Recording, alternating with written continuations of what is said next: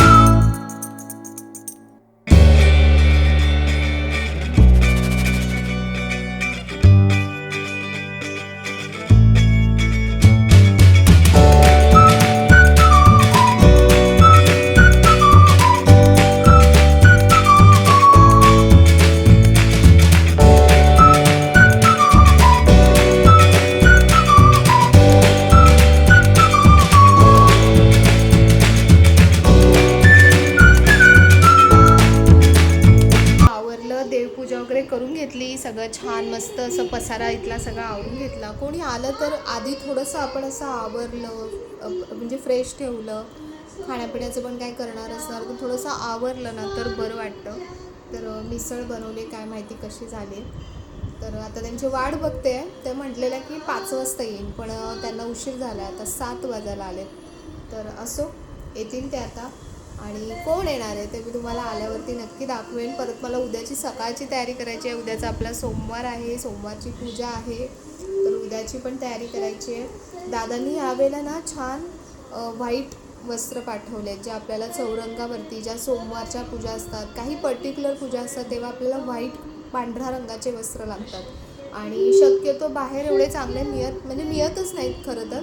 तर म्हणून मी त्यांना रिक्वेस्ट केली होती की दादा असे व्हाईट रंगाचे पण छान वस्त्र बनवा. तर त्यांनी बनवलेत. तर ते पण मी तुम्हाला कदाचित एंडिंगला दाखवते, व्हिडिओच्या शेवटी मी तुम्हाला दाखवते. आता सध्या मी पहिले माझं वाचनाचं सगळं जे काम आहे पूजेचं, ते पहिले करून घेते. चला. तर ते आता आलेले आहेत आणि थोडा वेळ त्यांच्यासोबत गप्पा मारल्या आणि त्यानंतर म्हटलं लगेचच आपण वाढून घेऊ, कारण परत मग त्यांना जायला पण उशीर होणार होता. छोटी मुलगी होती त्यांच्यासोबत, तर म्हणून म्हटलं लवकर आवरलेलं बरं. म्हणजे खाऊन एकदा घेतलं ना मग काय नाही, मग थोडा वेळ आरामात परत रिलॅक्समध्ये छान अशा गप्पा मारता येतील. तर म्हणून मिसळ आता छान गरम गरम मिसळ सर्व करणार आहे. कांदा आणि कोथिंबीर निष्ठाला म्हटलेलं जरा चिरून ठेव, तिने छान चिरून ठेवलं बारीक अगदी. आणि बघा अशा प्रकारे पहिले जी बटाट्याची भाजी बनवली आहे ना, ती अशी पहिले घालून घ्यायची खाली. म्हणजे बघा बऱ्याचदा वडा उसळ वगैरे आपण खातो ना, तशा टाईपमध्ये हे लागतं आणि मस्त लागते मिसळ. खूप छान लागत होती. अगदी आपण बाहेर खातो ना, तसंच मिसळचं अगदी मस्त टेक्स्चर झालं होतं. आणि त्यामध्ये ना फरसाण कधी प्लेन घ्यायचं. खूप असं तिखट किंवा असं जास्त असं चटपटीत असं फरसाण नका घेऊ. कारण ऑलरेडी आपण मिसळ जी बनवली आहे ती खूप अशी चटपटीत, तिखट अशी असते. तर आम्ही सगळं खाणं-पिणं सगळं झालं छान. सगळं आवरून घेतलं आणि त्यानंतर शांत मस्त छान गप्पा मारल्या. बघा कोणीही आपल्या घरी आलं ना, तर जेव्हा आपण 2 शब्द बोलतो ना, तेव्हाच म्हणजे आपल्याला खूप छान आपल्याला कनेक्ट होतो.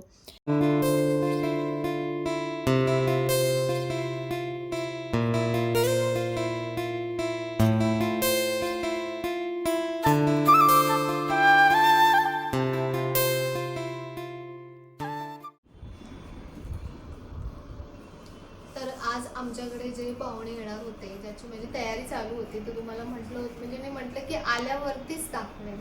तर पाहुणे नाही म्हणता येणार, माझी खास मैत्रीणच म्हणता येईल. तर ताई आल्यात आज आणि आणि ताईंचे मिस्टर आहेत आणि त्यांची मुलगी सुद्धा आली आहे. स्पेशली तिच्यासाठी ॲक्च्युली आलेत ते, कारण तिला यायचं होतं, स्वामींना भेटायला यायचं होतं, मला भेटायला यायचं होतं म्हणून ते आलेत.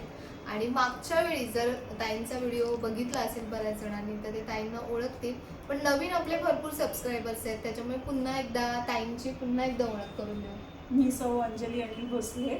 आपल्याकडे दिवाळीचे पदार्थ असतात, आपल्याकडे वेगवेगळी आसनं असतात, आपल्याकडे अजून बऱ्याच काही व्हरायटीज असतात. त्या वेळोवेळी ताई माझ्याकडून ऑर्डर करत असतात आणि मी त्यांना आणून देत असते किंवा पाठवून देत असते. तर असं खूप सारं आपल्याकडे असतं. तर ताईंच्या व्हिडिओच्या माध्यमातून बऱ्याचशा गोष्टी तुमच्यापर्यंत पोचलेल्या आहेत आणि त्या खूप सुंदर, खूप क्वालिटी वाईज पण खूप छान आणि प्राईज वाईज पण आपल्या खिशाला परवडण्यासारख्या आहेत आणि हेल्थ वाईजही आपल्या सगळ्या खाण्याचे पदार्थ खूप सुंदर असतात. असं मी एका दमात सगळं सांगितलं आहे तुम्हाला.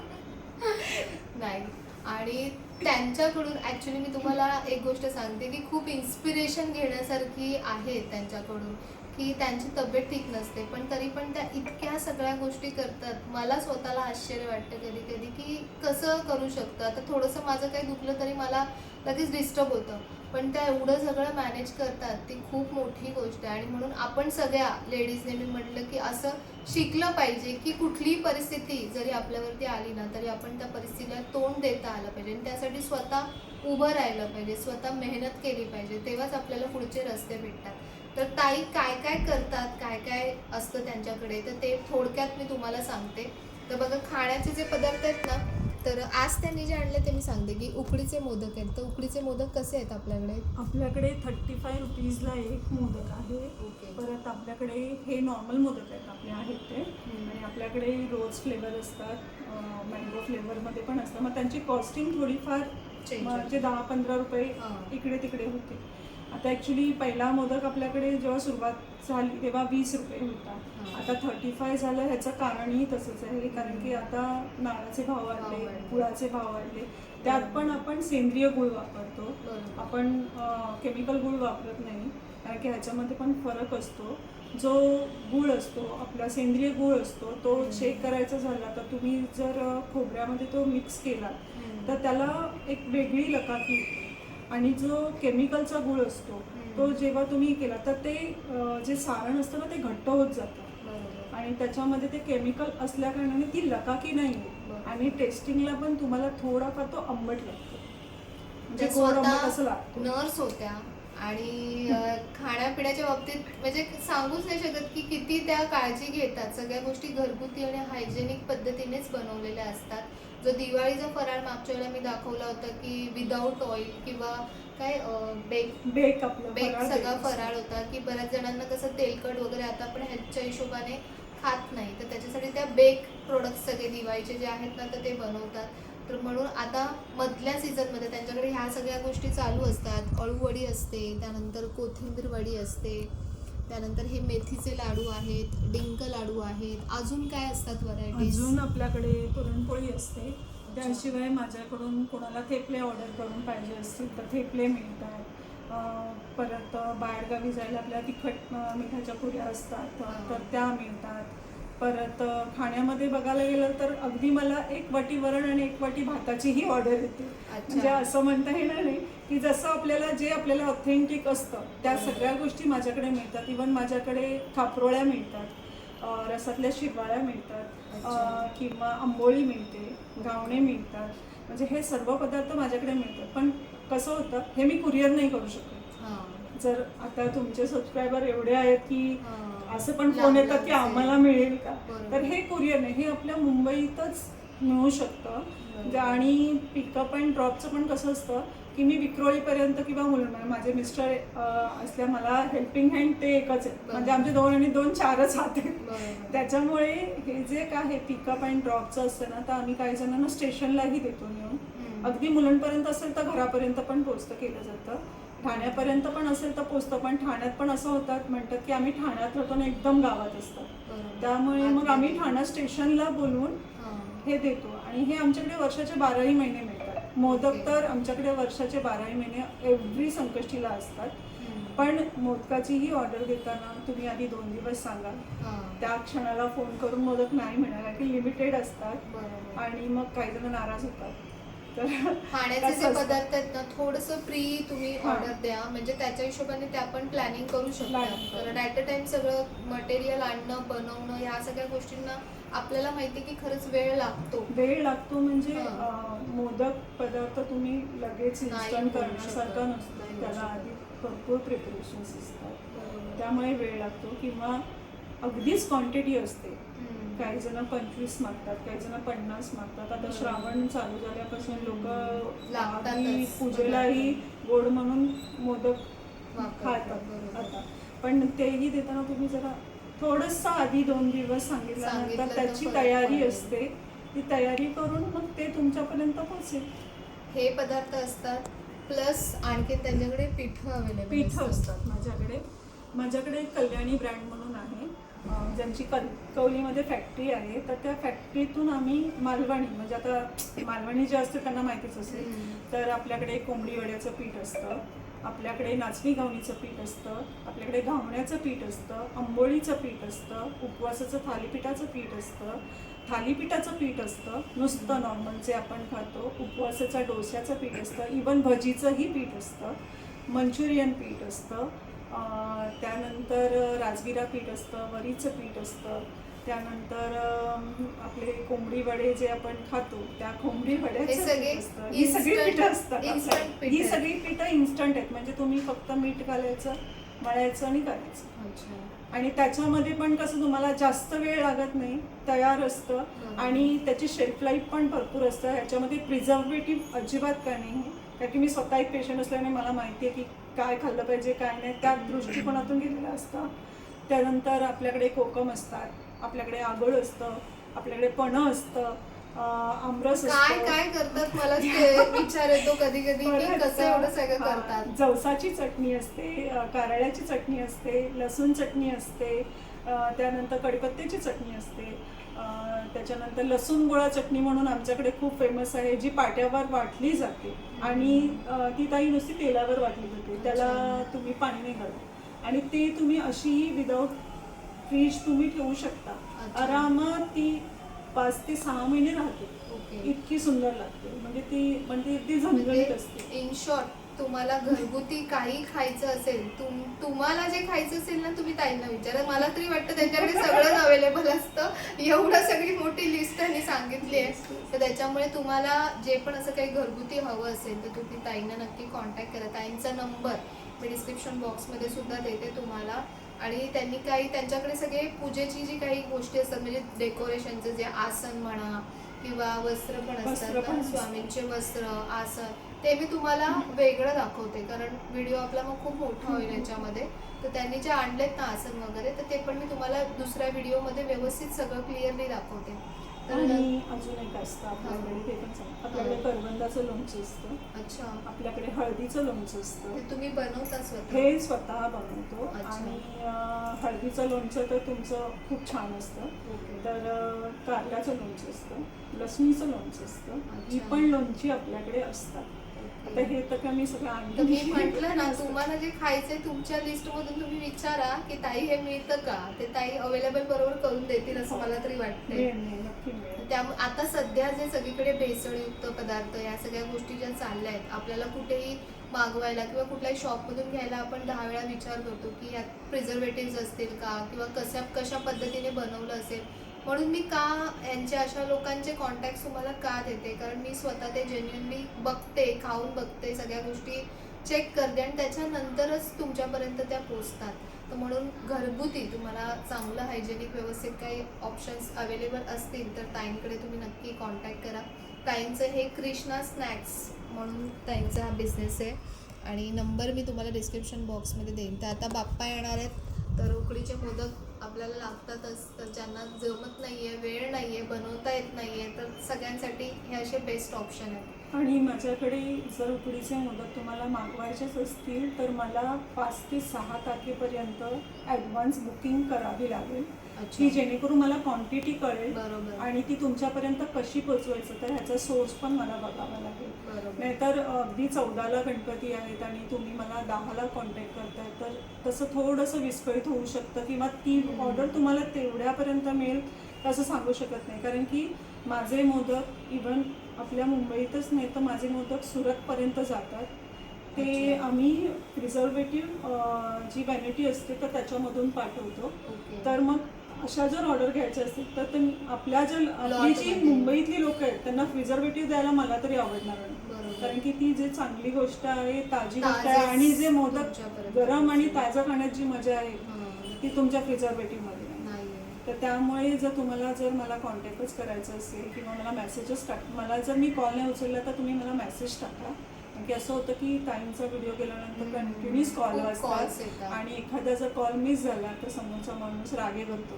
तर त्यामुळे तुम्ही मला मेसेज टाका, तुमची काय ऑर्डर बुकिंग आहे ती सांगा मला, माझी काय प्राईस आहे, माझे डिलेवरी चार्जेस काय आहे हे मी तुम्हाला त्या माध्यमातून सांगून देईन की एवढा वेळ लागेल किंवा एवढ्या दिवसाला तुम्हाला मिळेल किंवा तुमची ऑर्डर बुकिंग कशी होईल हे तुम्हाला सगळी माहिती मी तुम्हाला देईन. तर ताईंबद्दल मी तुम्हाला सांगितलंय आणि ताई आज आल्यात भेटायला, त्याबद्दल त्यांचे पण खूप खूप धन्यवाद. एवढं सगळं खाऊ घेऊन आल्यात आणि तुम्हाला काहीही यातलं हवं असेल मी म्हणून मुद्दामून समोरून ओळख करून देते. मागच्या वेळेला म्हणजे गेलाय तो व्हिडिओ, पण आता तो किती जण नवीन बघतील मला माहित नाही.